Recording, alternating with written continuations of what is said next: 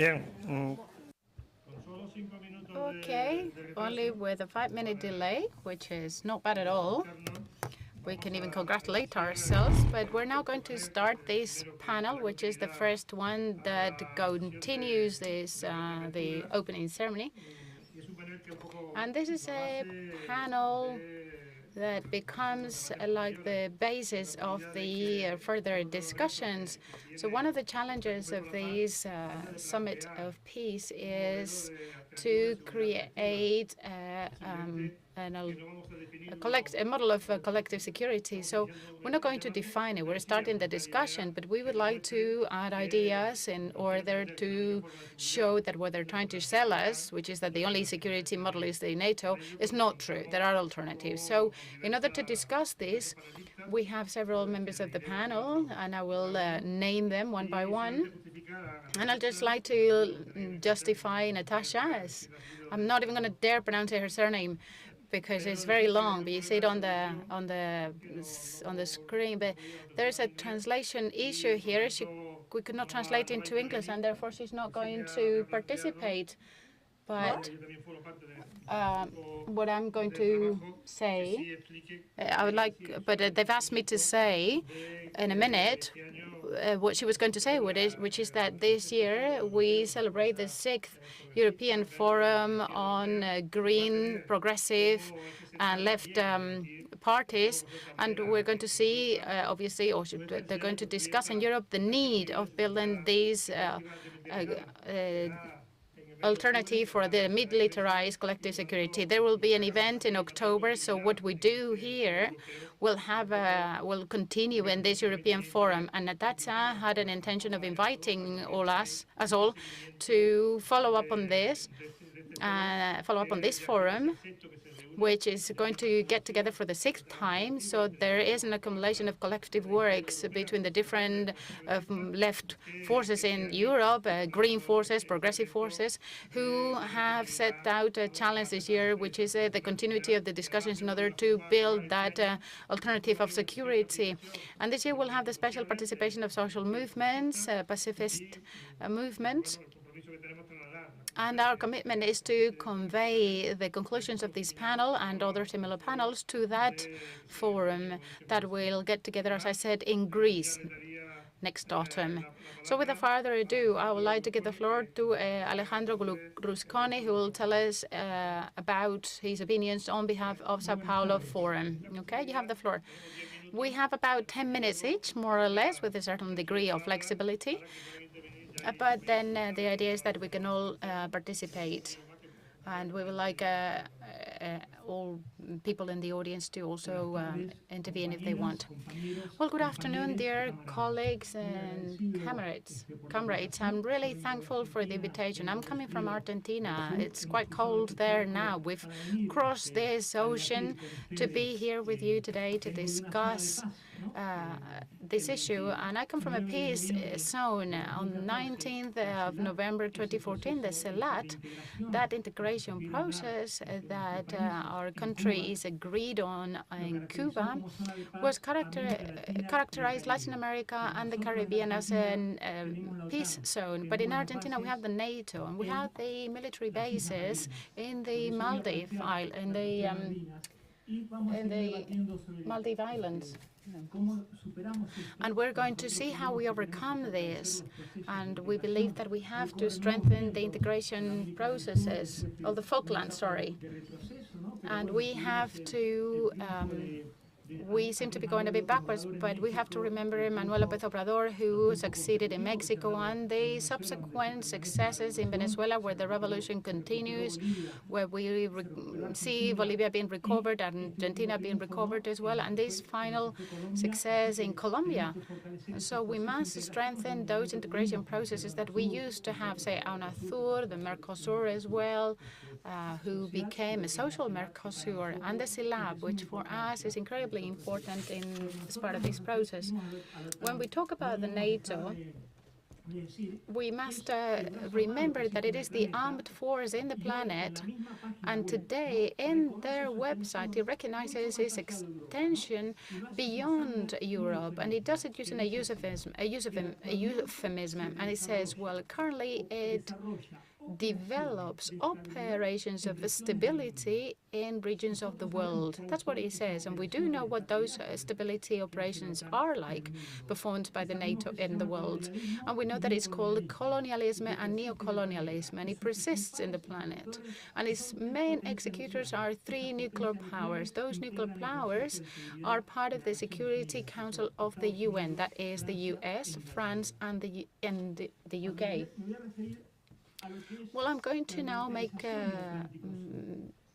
refer to the South Atlantic. The Falklands, together with Santa Helena, Santa Cunata, the Georgias, and San Vincent of the South, allow the UK to have the control of the South Atlantic and the interoceanic accesses that connect the Atlantic with the Pacific Ocean and the Indian Ocean. The basis of Monte Agradable or Mont Present, which is installed in the Falklands, was launched in 1986, and in 2004 that was expanded, and it expanded its operations. Since then, in those bases, we see the headquarters of the troops, and it has 16 hangars in an area of dispersion in order to host firefighters and other facilities. It created two pistes designed for the use of the most avant-garde warplanes of the world. And since then and to date, the military presence in the zone, in the area, has been increasing significantly. And that has led the Argentinian government to present a note to the Council Security, alerting on the threat that this represents. And this is a report about the structures, the different fleet of airplanes, the advanced communication systems, radars, and so on that have been installed in Prado del Ganso, and other operations that have been launched since 2010, and an enormous amount of weaponry. The conflict between Argentina and the UK is over 200 years old. There is no historical argument, legal argument, or geographical argument that supports that persistence. The only argument makes reference to the subsistence of a model of a public international right that represents the interests of hegemonic powers. The fact that the UN Security Council allows power that in the end disfigure the order of the General Assembly, which is the most representative body, shows very clearly that the system is designed for only very few countries to retain power and manage as they please the international politics. So when one wonders how is it possible that in the 21st century a power maintains its domain over 1,500 kilometers far away, maintains its power, well, that power has a privileged position in the UN Security Council. The Falklands issue shows these asymmetries and opens up a deep dialogue between two countries that is all around sovereignty. The Falklands, like the block into Cuba and the Palestinian issue, have a common denominator, which is fighting against a power that maintains enough power in order to commit any kind of crime without being sanctioned. We recognize the Falklands, and that is a case of colonialism, and it has a rating. Colonialism is considered a crime. It goes against the instruments shaping the basis on which the rest of the international order falls after the Second World War. But that makes it subject to having to solve the issue of sovereignty through a bilateral negotiation that in fact does not exist, because the power in charge of this crime doesn't even dare sitting down to negotiate. In this way, we add to invasion the perpetuation in time of a crime that is condoned and yet condemned by international community. but it is projected in time. The international community takes unilateral measures that hamper the use of our natural resources against the 41 resolution that establishes that both parties will not engage in unilateral modifications of the situation of the islands while the solution is still pending concerning sovereignty. The excuse of the right to self-determination put forward by the British government is not viable either, because this does not constitute in any way a situation of peoples subject to foreign domination. Rather, this is a transplanted population with intention to consolidate and sustain the existing colonialism. With regards to the introduction of nuclear weapons in the South Atlantic, that's not only breaching the treaty, the Tlatelolco Treaty for which the UK is a signatory, but also the Charter of the United Nations and other declarations international that declare that area a peace area. In this context, the only viable way out is to conform a political bloc that is strong enough to generate the necessary pressure in the international context that would allow to redirect this situation and end up with impunity with which big powers operate today. This is why it is very important to tackle the integration process, which we have been doing in the Americas, and the debates we are having in our countries. Argentinians are always thankful for the support shown by the Arba and Aselam member countries that show that Argentina is not alone in the Falklands cause. The Falklands are not only a regional cause, but rather a cause for America and an international cause. This is why we support Rafael Correa's proposal within the ALBA summit context when he said strong measures needed to be taken with regards to the Falklands, which is the removal of TR and apply sanctions to the UK so that South America and the Caribbean can build the consensus necessary to bring about a reformation of the current United Nations system to generate a new world political system that's more democratic, fairer, more equitable, where the notion of sovereignty, self-determination, and the freedom of the peoples are a reality and not just a mere declaration. Thank you very much.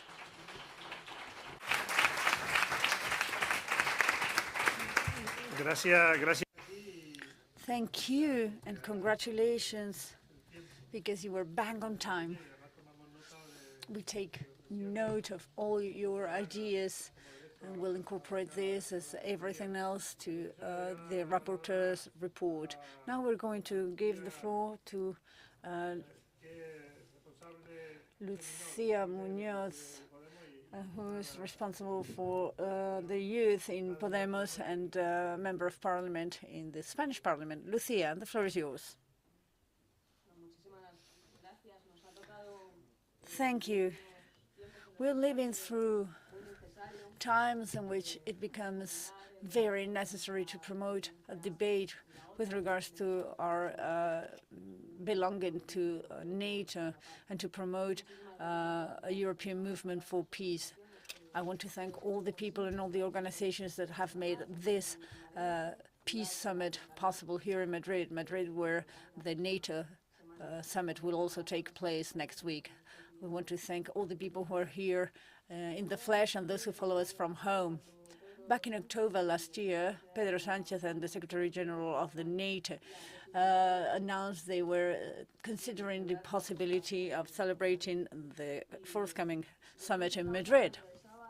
Back then, NATO was struggling for survival. As an organization, it was a hard time, particularly with all the ebbing and flowing during Trump's presidency, how they have become distanced and estranged somewhat from the European Union. There had been a rushed exit from Afghanistan, which was perceived as a symbolic failure, really, a defeat. And so Macron even said NATO was brain dead. And yet, with the situation and the invasion of Ukraine by Russia, the whole outlook has changed. It's given NATO a new mission, new threats, new countries wanting to join. Finland and Sweden might become members after this summit in Madrid. It has also had an impact on European security, the political support against the invasion, sending arms and weapons. Germany's change of position, because for the first time since the First World War, Germany is heading the forces and the military effort, increased military budgets. And with all that, with that context and this imminent summit in Madrid, we must remember that NATO was created back in Cold War days, and the world has changed a lot. We must take stock of its actions throughout the years and to ask whether it's given more security to citizens and to the world, or rather it's been an actor that has been part of many of the instabilities of recent years. The expansion of NATO to the west, to the east, rather, was seen as a threat by Russia and perceived as putting an end to the agreements after Cold War.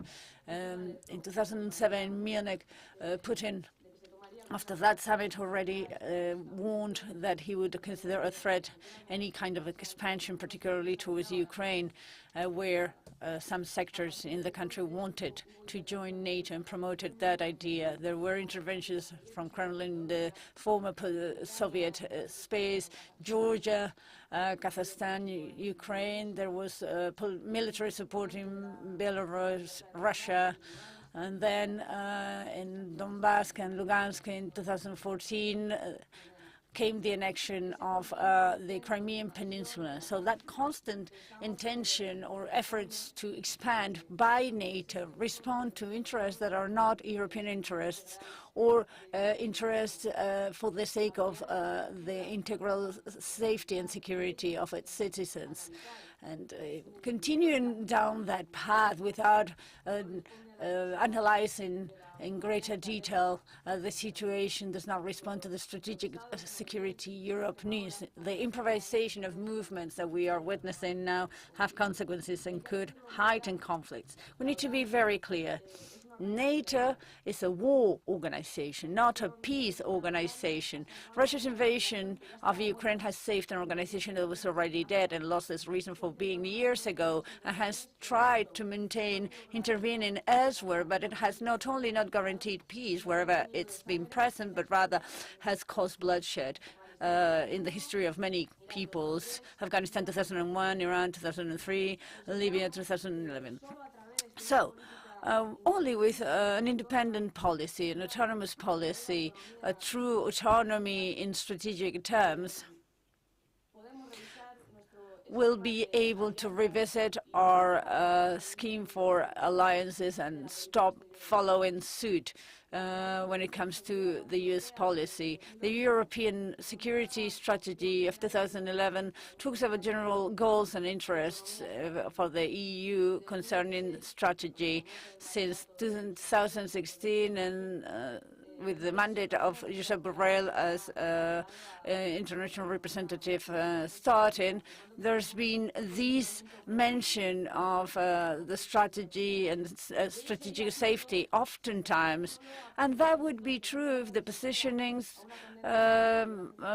were something else, rather than not even condemning the breaches of international law with the attacks of Israel on Gaza, for instance. At times we have our own positioning, but Europe lacks strength to become a normative power, particularly because some sectors do not want to take on the consequences that would ensue from external independence and following the legislation of the EU, abiding by the international law, and a proper positioning when it comes to arms sales. So we must remove ourselves from the current notion of security, because the threats to security and security itself are notions that are cultural and linked to military defense. And we must think of Europe as a Europe that protects, that puts the integral human security at the center, protecting human lives from threats that could hamper their activities, their needs, as encompassed in human rights. The United Nations definition talks about context, a perspective centered on people, and this definition allows us to expand the notion of security and include other threats, which, even though existing, did not have a conceptual framework that allowed to identify those as a problem to attain them. The notion of human security allows to include concepts such as lack of access to energy, food, education, healthcare, or live free of violence. And it is necessary that these social, economic, and other type of threats are eliminated. For instance, climate emergency is a priority that cannot be tackled by structures such as NATO. We only understand security as the integral security of people, security and certainty for their daily lives. And in this sense, our program in the European elections included proposals for an active commitment for peace in Europe, displacing the Atlantic space to the European space, promote peaceful and dialogued solutions of conflicts, a commissariat for peace and democracy, integral plans against international terrorism, no military missions against international law without consultations to citizens. And now we are working on proposals of the European Movement for Peace to end the Ukraine war for a ceasefire and promotion of dialogue for durable peace, justice and reconstruction of Ukraine, human security that is shared, rights for refugees, ecological transition and multilateralism. There are many challenges, for instance, social rights, equality, climate change, and so being the hosts before a militarist summit in the face of the Ukraine war, we feel we would be more useful as a government, as a country, if we could welcome a big summit for peace such as this one in diplomatic ways. Thank you very much. Gracias, Lucía. Thank you, Lucía. Now we would have to give the floor to Eduardo Lima, who represents the Portuguese Council for Peace and Cooperation. Thank you very much. I'm going to speak in Portuñol, so bear with me. Excuse me if something is not that correct. Friends, comrades, first, on behalf of the Portuguese Council for Peace and Cooperation, we want to greet everybody and thank you for the invitation to take part in these sessions. In particular, right now, for this summit that we are here gathered in today against militarism and wars, to reject NATO and reaffirm peace and friendship among peoples is of the essence, because it is the only way that serves collective interest, our collective interests.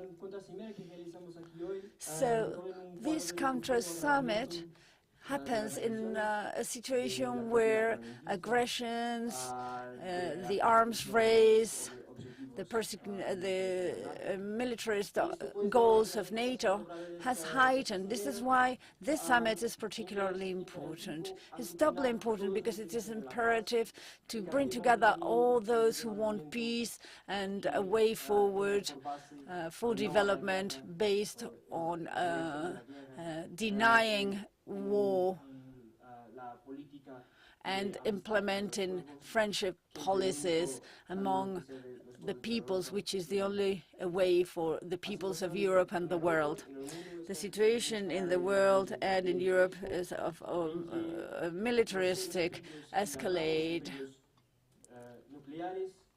We only hear about nuclear threats that are threats for the whole of humankind. This is the way the United States and its allies, including NATO and the European Union, have a central role to play. They are the key responsible for an increase in military budgets, arms race, more sophisticated destruction weapons, particularly nuclear weapons, as we've already heard.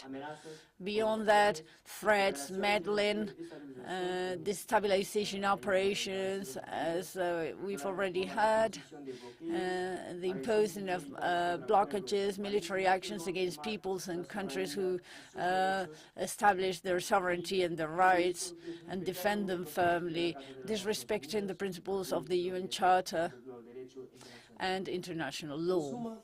All in all, these are those who are mainly responsible for the risky situation that could escalate into a big conflict with serious consequences for humanity.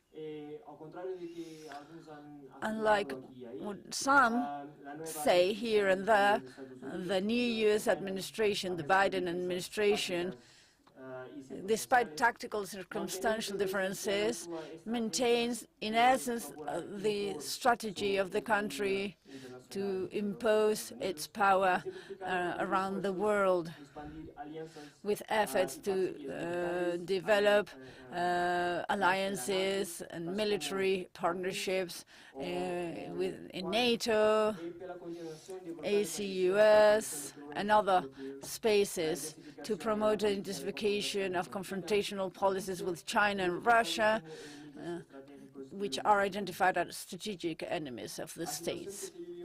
The situation we live in the east of Europe bears witness to this confrontational policy. Decades of progress and advancement of NATO towards the Russian frontiers with bases, artillery, ships, military exercises have ended up in an escalation of the conflict. It is urgent to revert the trend, to revert the militarization efforts, to revert the confrontational atmosphere in the region.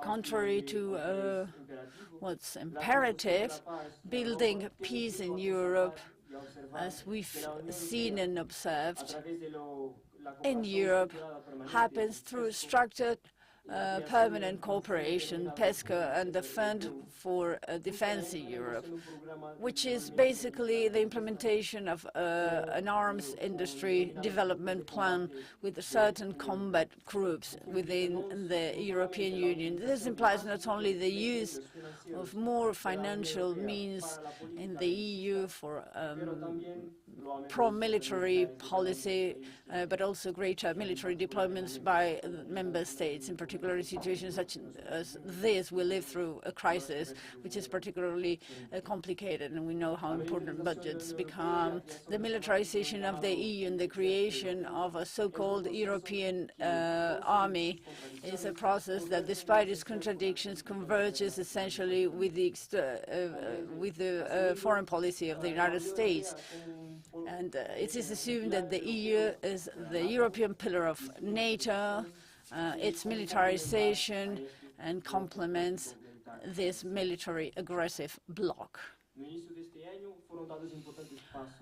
At the beginning of the year, important steps were taken, for instance, the approval of the strategic budgets in the EU, or the approval of a strategic concept that wants to revamp military power, autonomous and strategic for intervention of the EU, and it will be articulated, as we've heard, in view of the NATO strategic goals, and will be adopted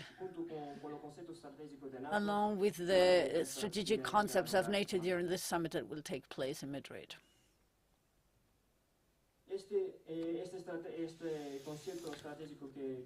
This strategic agreement that NATO wants to reach here in Madrid wants to heighten a trend and channel significant increases in military budgets as we've already heard also. Beyond that, the integration of Finland and Sweden, the prolongation of the war in Ukraine as part of the U.S. strategy to wear down Russia, and closing any negotiation or dialogue possibility for a negotiated end of the conflict.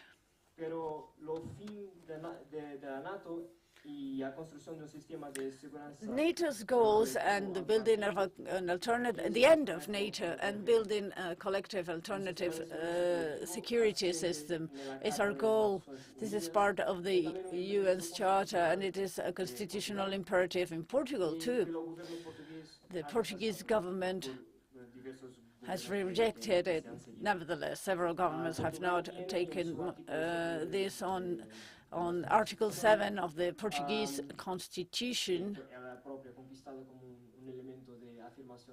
which is an element for peace affirming. It's important to explain that the Portuguese Revolution took place to reject war and reaffirm peace, by the way. So, as I was saying, on Article 7, and I quote, we read that Portugal promotes the abolition of imperialism, colonialism, and any form of domination, exploitation, and violence among peoples, considering simultaneous control, disarmament, the dissolution of military blocs, and the establishment of a collective security system with a view to creating a new international order able to guarantee peace, justice, and the relations amongst peoples is the goal. This is part of our constitution, and this is not something that we see being observed. With regards to building an alternative pathway to peace, alternative to war, based on solidarity and friendship among peoples, this summit is very important, and the demonstration the day after tomorrow are also very important. This goes to show that the forces that defend peace are united and determined to fight militarism and war. For Portugal, there are two parades that are important in favor of peace, tomorrow in Lisbon and on the 29th in Porto, promoted by several organizations and individuals who observe this moment as an imperative for peace moment. The militarization of the EU and condemning NATO are not a step in defense of peace. This is all about more spending, more militarism, and this is why we consider the end of the militarization of EU and its meddling in several countries is a must.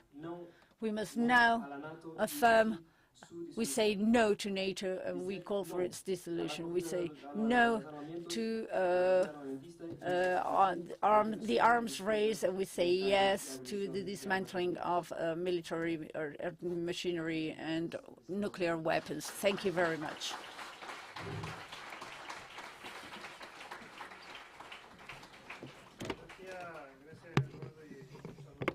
Thank you, Eduardo. Greetings, fraternal greetings to the Portuguese people who share with us this fight for peace.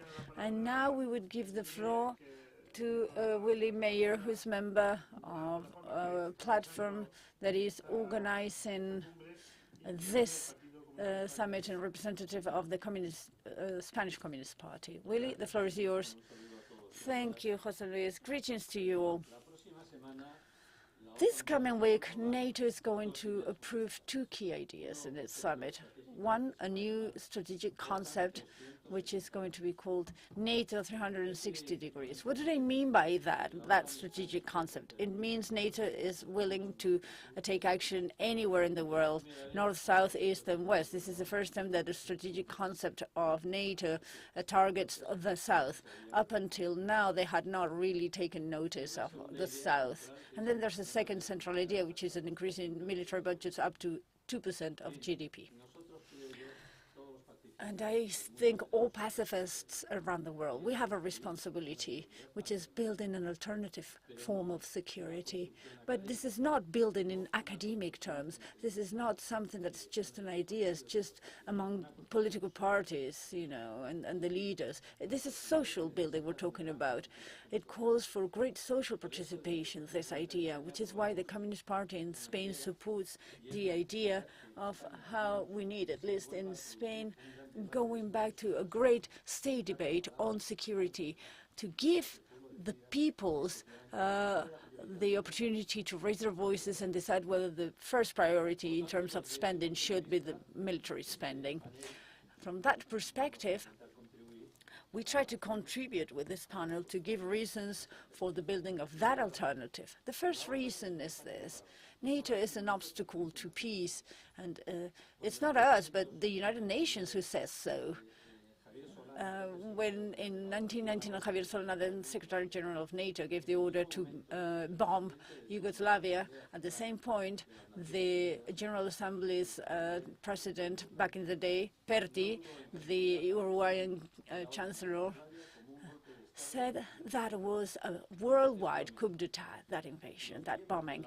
He literally said, NATO members did not receive any consent from the 185 members of the United Nations Assembly to act on behalf of the international community when they launched their air attacks on Yugoslavia on the 24th of March. He also said, I would not like to go down in history as the UN president this year, as the year when this organization signed its death sentence, as it were. Then Afghanistan, Iraq, Libya. The Secretary General of United Nations, Kofi Annan, declared in 2004, speaking about the war in Iraq, in our opinion, and based on the Charter, that war was illegal. So, the first requirement, the first prerequisite, is establishing that the United Nations have declared these interventions are illegal, the same as the Russian one in Ukraine. These are illegal interventions. Then, secondly, we ask ourselves, can we avoid wars? Yes, Ukraine is a very good example. This is a war that could have been avoided. And Lucía spoke about that briefly. Why? Because in 1990, in Paris, the Paris conference of the OECD,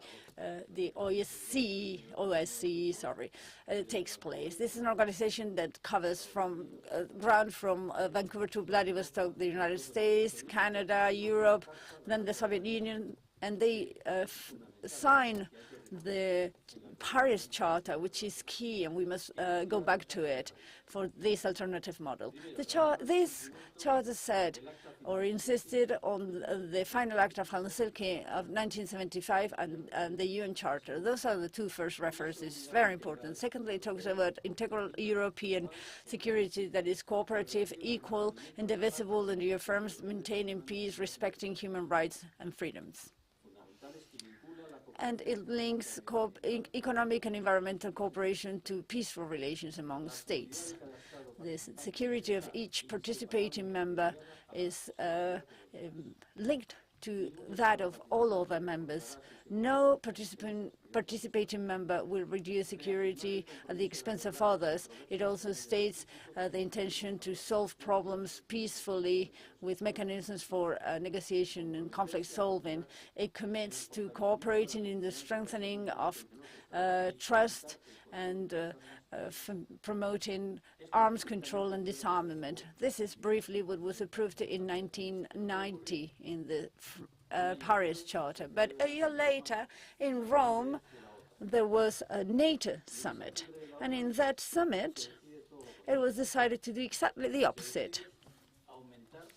It was decided to expand the membership of NATO, and it was decided that NATO was the security model for the world to provide additional security to potential new security problems.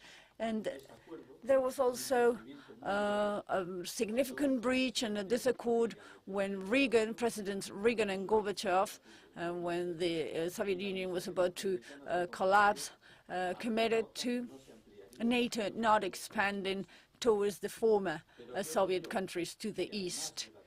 What happened is that beyond this 1991 summit in Paris that does away with everything agreed on the Paris Charter, between 1990 and 2004, NATO is expanded to the Czech Republic, Hungary, Poland, Bulgaria, Latvia, Lithuania, and Lithuania, and others. And now also Finland and Sweden.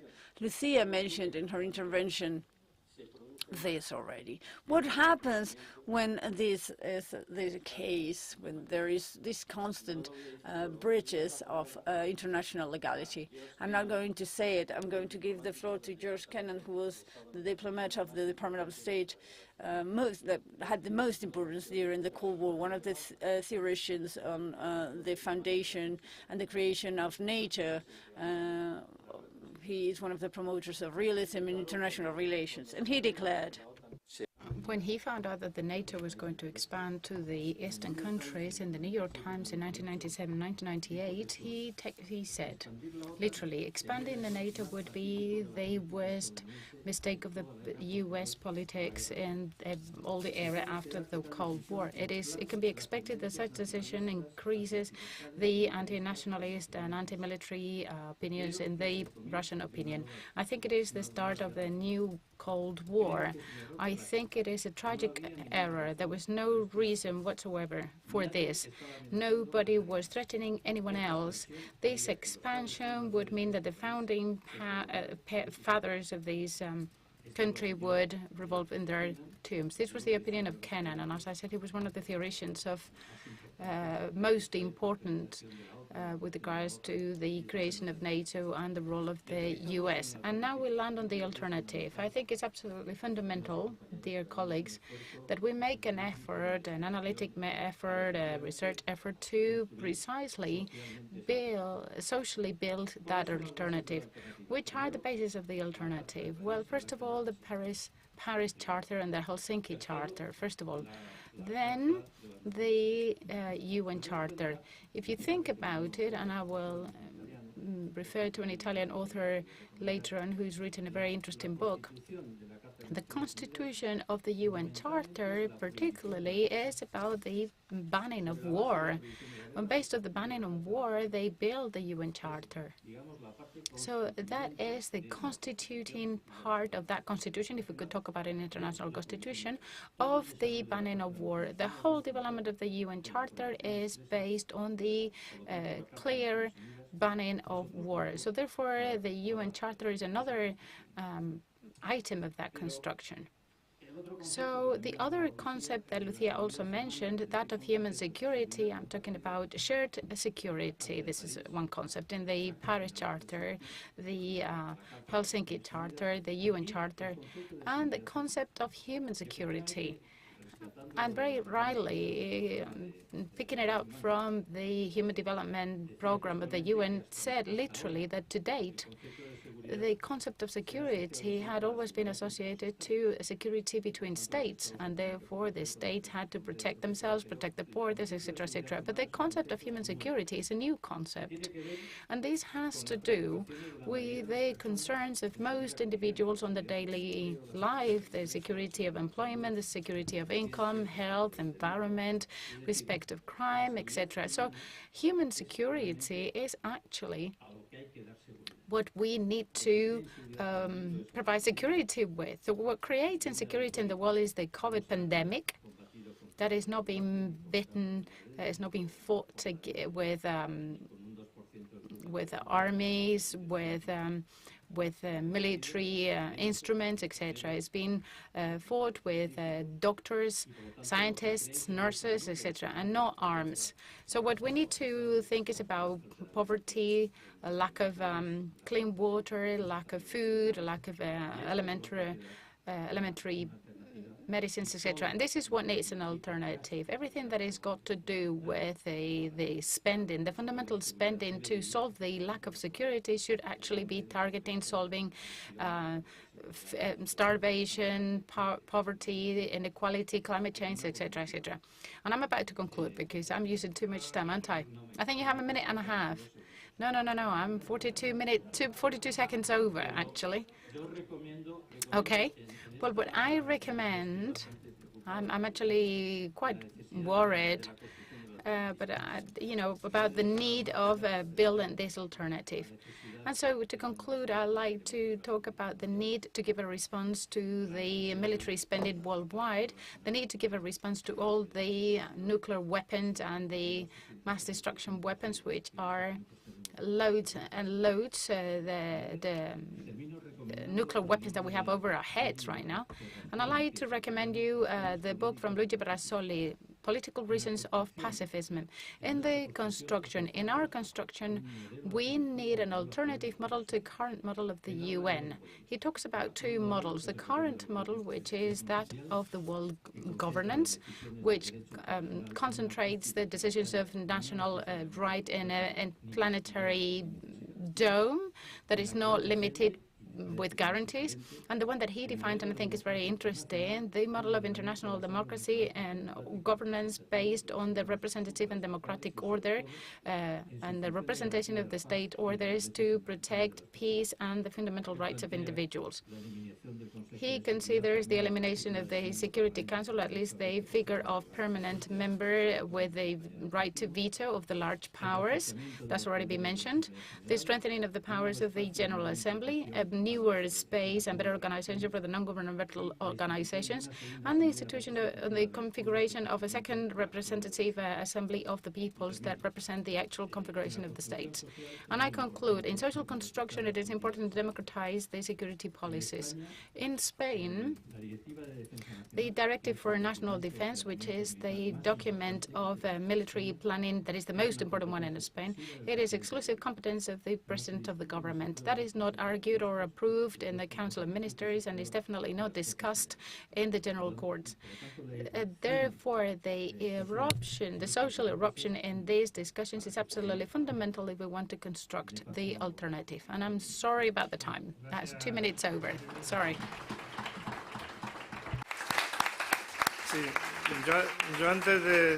Well, before I give the floor to Sira, I can't but point out something that Willy said. Sometimes there may be some contradictions. And I would like to basically locate two dates. One is when the foundational charter of the UN is approved, that is at the end of the Second World War, 1945, and when this Cold War started. So the UN that we have now are the result of the Cold War, whereas the foundational charter is the result of the traumatic experience of the Second World War. And in the change of dates there, or in that gap of changes, is where we have to focus if we want to go back to the origin of the UN. Well, that said, I'd like to give the floor to our colleague Sira, spokesperson of Izquierda Unida, MP for the left group within the Unidas Podemos group. Yes, thank you very much. It is a pleasure to be here with you today and get back to the activism spaces and see each other in person. I've loved to listen to the colleagues on the table, and I want to do what Willy did, and I just want to have my watch here, my countdown.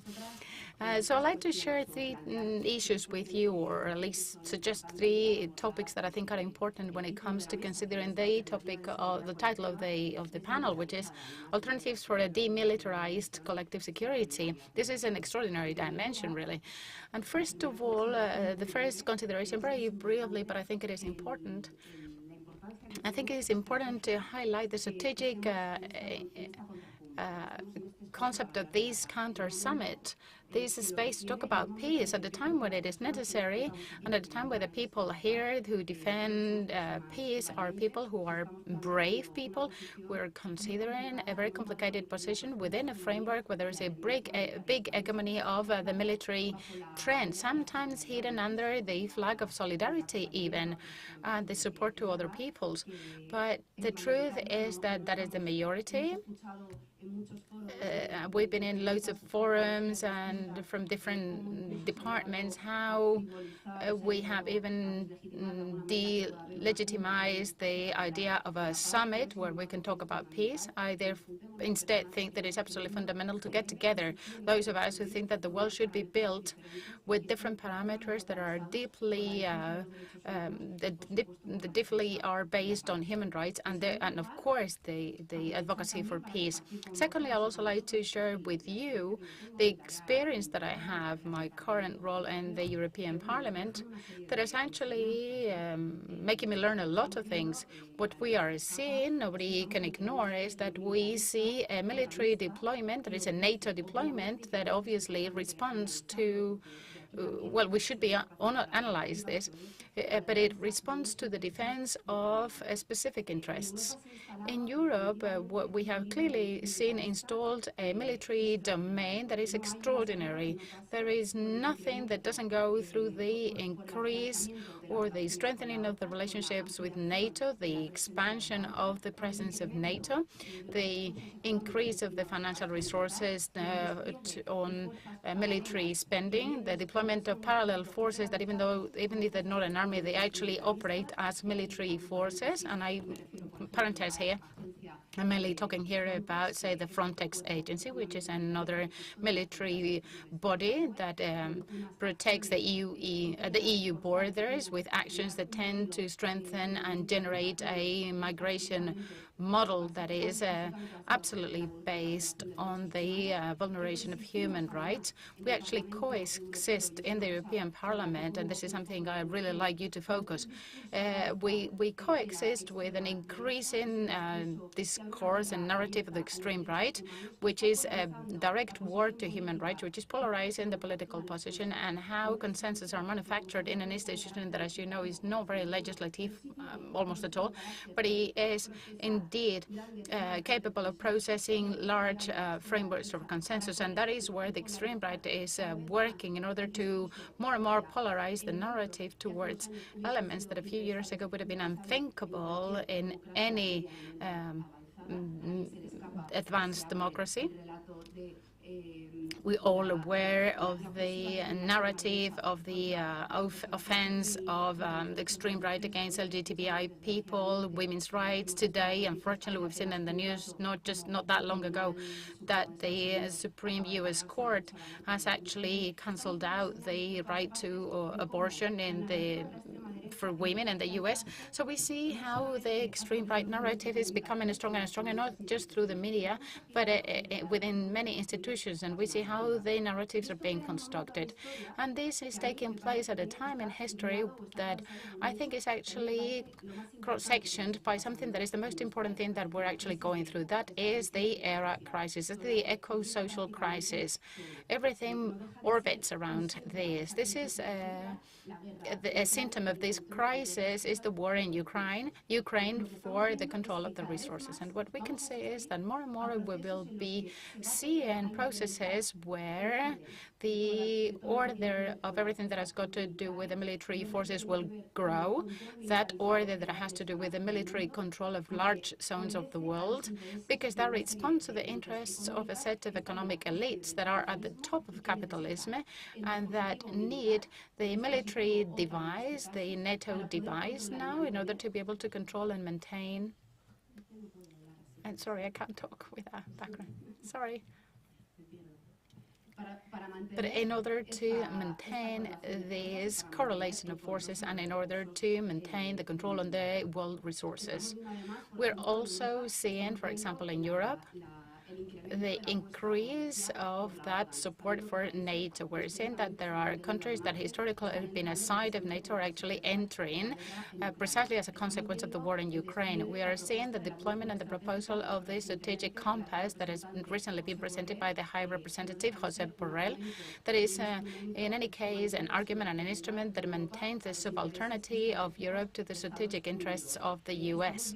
We're also seeing a dramatic increase in the Frontex budget, the agency in charge of controlling the borders. We're seeing how so many European funds are apparently designed to cooperation policies, but instead they are being invested on funding policies that contain some humans that are escaping from war conflicts. Sometimes those war conflicts are even promoted by Europe, and we're at the same time having Frontex to stop them from escaping from those conflicts. So we're therefore seeing deployment. We see that some resources being invested in something aiming to maintain a specific model of world order that, far from paying attention to what we need, the social crisis, the needs of the peoples, the human needs, is not paying attention to that, and instead is actually working at another plane. And I think it is important to always link this military growth, this NATO growth, link it with the interests that are behind it all, because we also need to become peace activists through explaining what this military model responds to. Because I think, and this is where I talk about my third topic, if we want to fight for the political space around peace, we have to do it with an alternative model, where we don't only talk about security from another perspective. Of course, we have to do that, but at the same time, we have to say what that security responds to. What are the values behind that security? What is the horizon that the security is aiming for? It is important to talk about human security, because our model, if we want to move towards a horizon of mobilization and hope, a horizon where we consider the dangers and the challenges resulting from eco-social crisis, and at the same time, therefore, build resilient communities, resilient to climate change, we have to deepen and delve into all that with those keys and those terms, never from the military perspective, totally the opposite, but from the perspective of putting at the core the peace culture. Second, putting at the core the issue of human rights, the deployment of social states, and demand that every military budget cannot be increased, and also it has to be drastically reduced, so that we can start operating in the field of social rights, in the field of human rights, in the development on resilient economies that consider processes that dignify the employment conditions of those who live in the territories, and therefore so that they provide them with security and certainty. And we have to focus on the dispute of the political sphere, what it means: security, protection, and certainty. Those are the three key things. That's how feminism operates, how it's operated so far in these political spheres. There is a reason why the extreme right is against feminism, for very many reasons, but the anti-capitalist feminism is disputing everything, but it also is a radical alternative of the social model that we're currently having, and it's therefore successful. It is successful. And in that sense, we need to continue deepening into these type of alternatives, these type of models that give us hope, that tell people, well, we can live differently with what we have, with what it is available. The public conversation, Willy said it very rightly, we actually need a big social discussion where we get to an agreement as to where we're heading towards, how do we get there, and how do we become resilient societies, and how do we present alternative frameworks. And this can only come from a participative process where people state how they want the society to be like. And what we put at the core, as I said, peace, rights, the cooperation relationships with other countries, and what type of neighboring relationships we want to build with those who live near us. We gave an example with our colleagues from the group, right? This idea of becoming militarized, to having more and more military budget. When I said, well, I can take this to an example of a neighboring community. If I get on really badly with my neighbors, I'm going to become more and more anxious, or more and more obsessed with adding bars and security system. If I get on well with my neighbors, if I aim to have a good neighboring relationships, I am surely going to live more quietly, more free, and I will not feel the need of protecting myself that much, because I will not have built enemies everywhere. So what we have to do now, when we talk about peace culture, we have to reflect as to what is the active role that all countries must have, or all human groups must have, in order to promote peace. And I'd like to conclude with a reflection. Yes, I know I'm taking too much time, but just very briefly, it has been very difficult to go through these times where this disaster of the war has taken place in Ukraine. It's been very complicated to be in the European Parliament, and very discouraging to see the lack of intention to solve the conflict. Very discouraging to see that we talked about a lot of resolutions where the word peace didn't, or pretty much didn't appear anywhere. And I wonder what has happened to Europe. I like to think, that it's that long ago, but not that long ago at the same time, that we had a terrible war in Europe.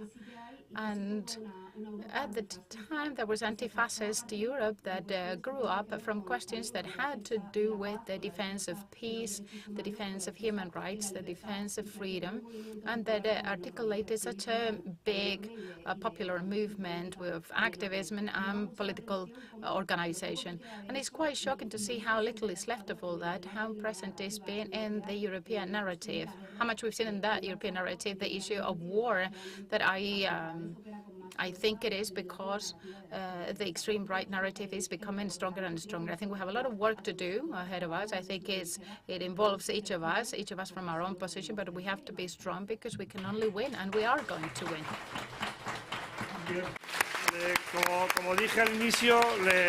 Well, as I said at the beginning, I would like to give the floor to Julio Chavez from the Socialist Party, Unidas, Podemos in Venezuela, but my colleague said that we needed to end at 8, and it's therefore going to be very difficult to increase the round. But we have a problem. There are some people that have their working hours, and we have to respect those working hours. So I've been given an expansion of about 7-8 minutes, but Julio had already asked for the floor, so we're really sorry not to be able to give the floor to more people, but we'll spend all day here tomorrow, so we'll have more chances. So Julio, you have the floor now. Buenas tardes a todos y a todas. Mi nombre es Julio Chávez. Good afternoon. My name is Julio Chavez. I am part of the National Assembly in Venezuela, and I'm also part of the Latin American in the Venezuelan Parliament. I'd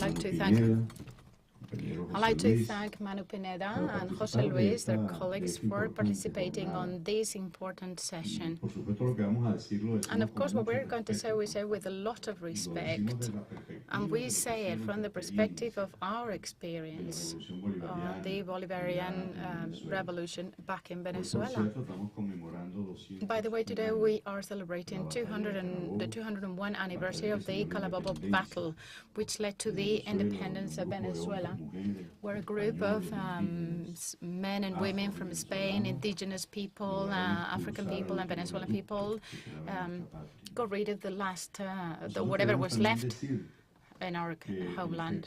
We also wanted to say that precisely in Venezuela we have developed a campaign of no more NATO, and we have gone to all the states in the country to raise awareness of the danger associated even for Latin America, the danger represented by the military policy of NATO, because there we limit ourselves with Colombia on our east. Remember that Colombia was recently been appointed global member of NATO, and there are also 7 powerful U.S. military bases in Colombian territory. And you know that a great part of the aggression against the country has actually been made from the Colombian territory.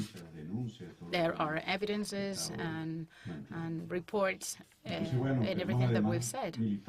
We also we also border at the north with the Kingdom of the lower countries that are members of the NATO.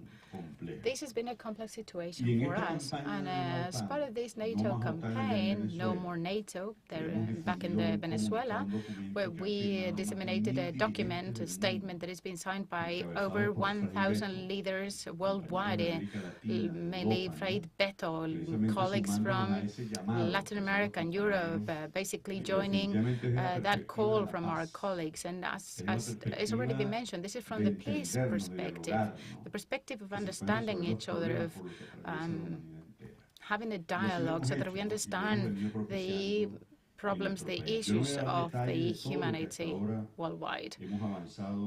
I'm not going to give you details of everything we've got throughout this campaign, all the progress of this campaign. It's had a great impact. You've done a lot here in Spain as well. You've organized this incredible and important session. But we also wanted to bring with us our perspective. I think it is what we think it is important to bear in mind. What is being applied to the Bolivar's revolution since the people selected Hugo Chavez as president. That is also being implemented in other countries. The extra-ocean resettings, which are designed by the U.S. government to talk about the revolution of colors, to get to what they call the change in regime, transition governments, and free elections. All those things and more were presented in Ukraine because the Altamira square in Caracas was similar to the Key Square in Kiev. And all these acts that took place in Venezuela in 2015-2020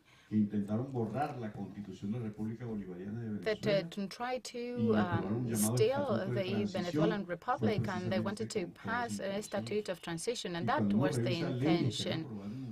And we can review some laws passed in Ukraine, like the law of, or the Act of Autochthonous Peoples, not that long ago. And that act says that it gives rights to Ukrainians coming from Scandinavia and other regions, but they are not given to those that come from the Slavic section that speak Russian. So those things were also attempted in Venezuela because our country has been subjected to 9 forms of war and 11 military doctrines. The difference is that there they implemented it. In Venezuela, it didn't work, precisely because of that resilience, this capacity of resilience that we have in the Venezuelan people. The title of the meeting, of this session, Alternatives for a Demilitarized Collective Security. Well, our answer is from the Bolivar doctrine, because in Latin America they've tried to impose the conception of manifest destination, that there is a higher race that is in charge of imposing the supremacy. For example, at the Monroe Doctrine, where they actually talk and they say America for the Americans. Sorry, Julio, I think you have to finish. So anyway, we face that from the Bolivar doctrine. So what does that mean to us? Well, it means to make progress in the construction of the Latin American states and the Caribbean without the presence of the U.S. and Canada. And that CELAC talks about America having a peace zone free of military bases and free of weapons of mass destruction. And this is what we're saying. This is included in the Bolivar ideology. The need to strengthen UMASUR, the need to strengthen Alma Pedro Caribe.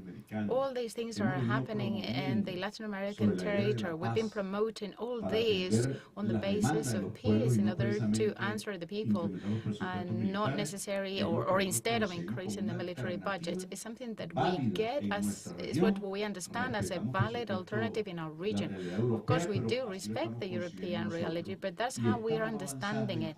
And we're making progress in building an alternative that is different, that is demilitarized from the perspective of peace, the respect to the principle of self-determination, and different from what NATO is trying to do, because they want to turn Latin America into a giant military basis that serves the NATO interest. That's all from me. Thank you very much, dear colleagues. Gracias, Julio. Thank you, Julio. Indeed, the example of Bolivarian culture, which is far more than a government, really fits as a summary for this panel. And of course, tomorrow we'll talk more. We don't have time now, but tomorrow we will convey all this to the plenary. I just want to congratulate the interpreters for the job they do. Thank you. And of course, the panel members who have been very inspiring in their speeches. Thank you very much, everybody.